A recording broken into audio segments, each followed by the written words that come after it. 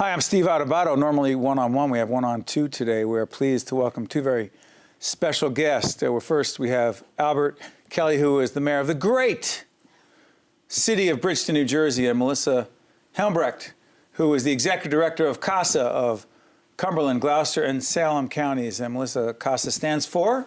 Court-appointed special advocates. Well, this is a terrific segment. One of those really positive. I hate to say feel good, but it does feel good to talk about this. Our friends at the Give Something Back Foundation told us about the initiative that helps increase college graduation rates for foster youth, if you will. Mm-hmm. Set this up for us. Who are these children? Why is it so important? Foster youth have some of the lowest college graduation rates of any part of the population in our country. About 3% of foster youth, only about 3%, ever graduate from college. Mm-hmm. And more than half end up homeless or incarcerated within 2 years of aging out of the system. So providing on-ramps to attaining a college education without accumulating debt is a game changer. So mentoring them, coaching them, getting them ready, Mr. Mayor, is so important. Describe Bridgeton for those who don't know it and why its population and the demographic changes going on are so important there. Well, Bridgeton is an urban area in southern New Jersey surrounded by farmland. Mm. And so we're a town that's economically challenged because we used to be an industrial powerhouse back in the day. Many of those businesses have left and closed up or moved south. And so it has left many of our citizens struggling. And so by not having the economic background and foundation, many of our students, college would not be a reality for them. And so I'm very grateful to Bob Carr and the Give Something Back Foundation. Yeah, so the Give Something Back Foundation is so interesting I'm gonna set this up because there are 30 students, if I'm not mistaken here. 53. Well, okay, but what we're about to see is some video, sure, if I'm not mistaken, of some students who are being surprised because they are receiving scholarships, if I'm not mistaken, 4-year scholarships. Correct. To go to college. And these are the children we're talking about right now, yes, from the community. From the community. They're not expecting this. No. This is the announcement. Does it need any more of a setup? I don't think so. These are special kids, talented kids, mm-hmm, kids who deserve an opportunity. It speaks for itself. You're going to college for free. You're going to college for free. I remember this moment. Tell you all of you were here for me. Thank you so much for everything.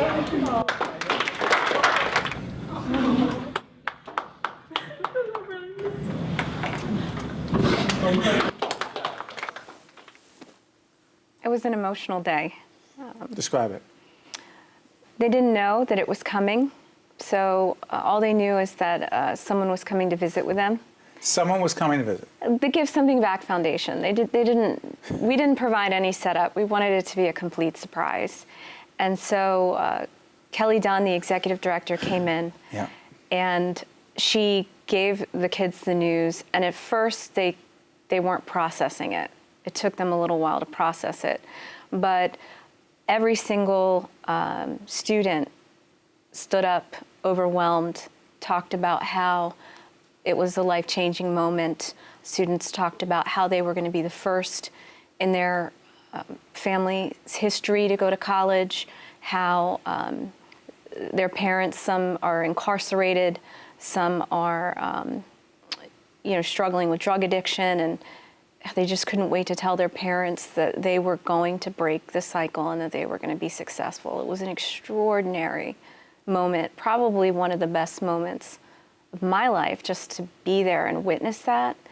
And, we don't all get to experience winning the lottery, but I think that that's probably a similar experience that happens once in maybe 1,000 lifetimes. Yeah.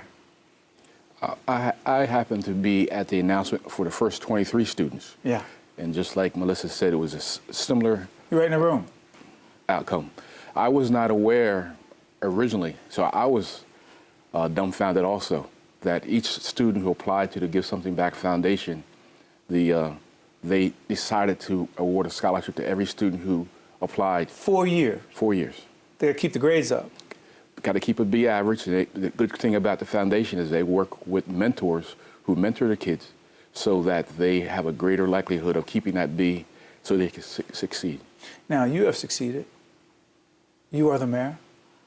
You've overcome some incredible challenges. What do you see for these kids? I see a bright future. I see them. I know some of the kids personally. And Small community. Small community of 25,000 plus. And I worked with some of the kids this summer. Their parents are migrant workers, and they work on the farms. And so it gives the students a great future. And my hope as mayor is that some of the students will return back to Bridgeton and give something back in that way, in their own way also, so that we can enrich the community and keep the ball rolling and break the cycle. Yeah, speaking about the cycle, this is investing not just in these young people. This is investing in the community. How so? Well, we have a community with the highest rates of child abuse and neglect in the state. And for the 30 young people who Bob decided to rescue, they are going to break the cycle. They're going to be leaders. And working with the kids, we know what they're going to do and the contribution that they're going to make. And I also think it just gives the whole community hope. The look on their parents' faces when they found out. All of the folks just, going anywhere in the community, people are talking about it. This is a big deal in town. It's a huge deal. Big deal in town. What were people saying? As you said, it's a small town, and it's about pride, because perhaps not my student, my child received a scholarship, but my neighbor's child received a scholarship. And so Somebody I know. Yeah, somebody I know. And so it empowers and gives the whole community a sense of pride that small communities such as Bridgeton have not been overlooked. Someone is investing in our community and making a difference. And so it's a game changer. Let me ask you about this before I let you out of here. As a student of leadership, both of you experience it, see it. These are going to be future leaders, hopefully, down the road. What's the biggest leadership lesson you have learned in all this? The biggest leadership lesson that I've learned in all of this is that no one gets there alone, right? Every single person that has ever become a leader did so because someone like Bob Carr or a mentor or a coach or a teacher saw something and decided to invest and go the distance. There are no throwaway kids. Everyone has a talent. Everyone has the ability. It's up to us as leaders, as adults, to help give them the necessary tools so that they can enrich their lives. And we have to get involved, get dirty and get involved. We can't lead from the front. Sometimes we need to lead from the back and help push.